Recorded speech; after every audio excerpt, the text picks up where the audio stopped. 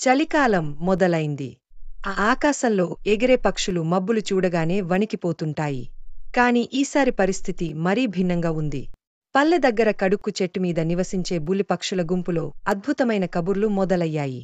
ఒంటరి కాకి లింగమ్మ తన మిత్రులకు ఇలా చెప్పింది. ఈ చలికి మనం ఒక మంచి ప్లాన్ చేద్దాం. అందరం కలిసి ఉంటే చలిని తట్టుకోగలం. రాత్రి నిద్రపోతూ మనం కథలతో సమయాన్ని పంచుకుంటే ఎలా ఉంటుంది? అందరూ సరదాగా అంగీకరించారు. కాని కథల సమయం కాదన్నట్లు అక్కడికి ఓ కొత్త గెస్ట్ వచ్చింది, పావురం పరమేశ్వరం. తన మాటలు వినగానే అందరూ పగలబడి నవ్వారు. నేను ఈ చలిలో ఎన్నో చిట్కాలు నేర్చుకున్నా. వాటితో మీకు సాయం చేస్తా అంటూ ఆత్మవిశ్వాసంగా చెప్పాడు.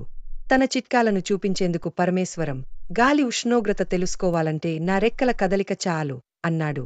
కాని అది పనిచేయలేదు.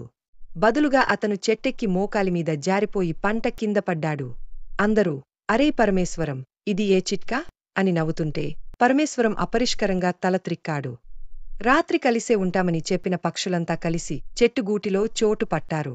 కాకి లింగమ్మ పల్లెటూరి వంటకాలు గురించి చెప్పడం మొదలుపెట్టింది. కాని ఆ సమయంలో కోయిల రమణి చలిలో తట్టుకోలేక కూర్చున్న చోటే నిద్రపోయింది.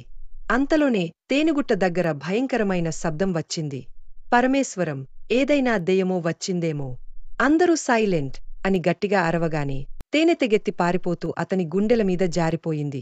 అది చూసిన పక్షులంతా నవ్వుతూ, ఈ చిట్కా మాత్రం వర్కౌట్ అయింది అని వ్యాఖ్యానించారు.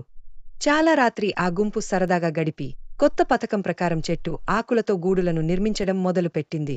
అందరూ పరమేశ్వరం వినూత్న ఆలోచనలతో ఆ పని చేసుకుంటుండగా ఒకరోజు అసలైన సమస్య వచ్చింది. ఒక పెద్ద గాలి వారి చెట్టును వంచింది. అందరూ తమ గూడులు విడిచి పరుగులు తీస్తూ ఓ పెద్ద మామిడి చెట్టు పైన చేరారు.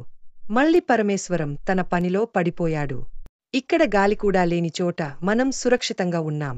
ఎవరికైనా కథలు చెప్పాలంటే నేనే సిద్ధం అన్నాడు. అంతలోనే మామిడి చెట్టు పైనుంచి పండు కిందపడి అతని ముక్కుమీద గుద్దింది. ఇదిగో, చెట్టుకూడా నీ కథలతో విసిగిపోయింది అంటూ అందరూ నవ్వుకుంటూ కథను ముగించారు.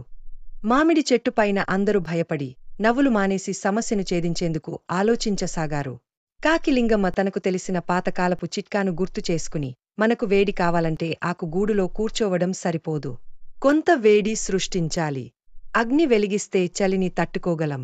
కాని అగ్ని ఎలా వెలిగించాలో మనకు తెలియదు అంది. అప్పుడు పావురం పరమేశ్వరం మొండిగా ముందుకొచ్చి, ఇది నా శక్తికి నాపనే విషయం. నాకు తెలుసు ఏం చేయాలో. నా పాత మిత్రుడు కాకరాజు దగ్గర ఉన్న అగ్నిపుటం తీసుకురాగలనా? అది తేలికైన పని అంటూ చెప్పాడు. ఆ రాత్రి పరమేశ్వరం తన రెక్కలతో తపాకాయల గొంతు పాడుతూ కాకరాజు చెట్టు వైపు ఎగిరి వెళ్లాడు. అతను అక్కడికి చేరగానే కాకరాజు పెద్ద గొంతుతో అన్నాడు, పరమేశ్వరా, ఎక్కడికెళ్లావు? ఈ చలిరాత్రిలో నన్ను కలవడం అంటే ఖచ్చితంగా ఏదైనా అవసరమున్నట్లు ఉంది.